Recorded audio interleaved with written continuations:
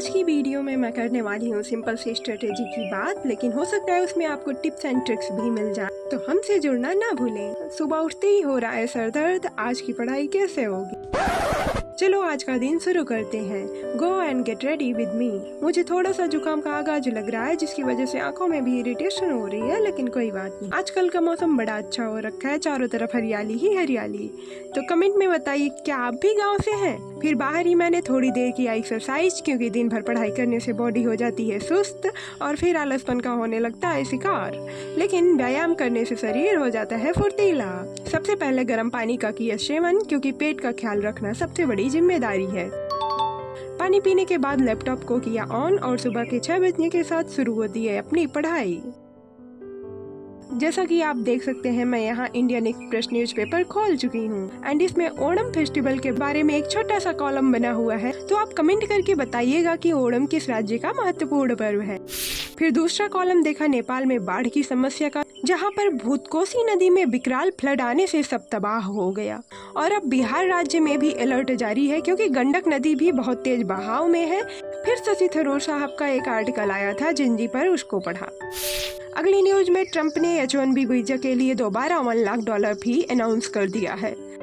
अगला पेज है कार्टून वाला। इस पेज में देश के कुछ जवानों की फोटो होती है जिन्होंने देश के लिए जान की बाजी लगा दी, और ऐसे वीरों को सत सत नमन।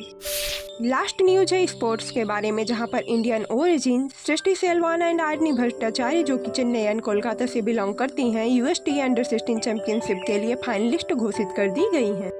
नेक्स्ट टारगेट आता है डेली के फ्री करंट अफेयर क्वेश्चन करने की बारी।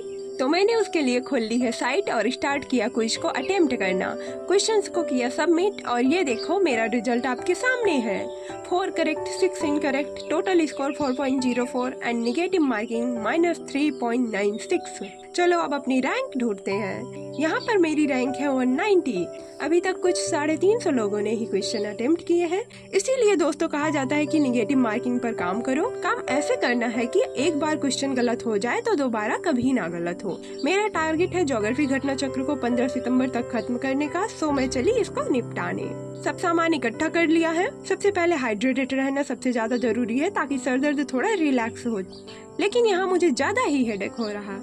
आज का टॉपिक है नेचुरल डिजास्टर, जिसमें इंडिया का मैप दिया हुआ है और इसे सिस्मिक जोन में बांटा गया है। Low, moderate, high and very high seismic zone. अब आती है सुनामी की बारी। इसमें बताया गया है कि का ओरिजिन ओशियन फ्लोर में अर्थक्वेक आने के कारण होता है। सुनामी वार्निंग सिस्टम हैदराबाद में स्थापित किया गया। यह एक फैक्ट है और इस तरह के क्वेश्चन पेपर में लगभग याद नहीं रहते, इसलिए इस पर ध्यान देना जरूरी है। दूसरा है इंडिया मेट्रोलॉजिकल डिपार्टमेंट की स्थापना 1875 में मिनिस्ट्री ऑफ अर्थ साइंस के तहत होती है, जिसका हेडक्वार्टर न्यू दिल्ली है।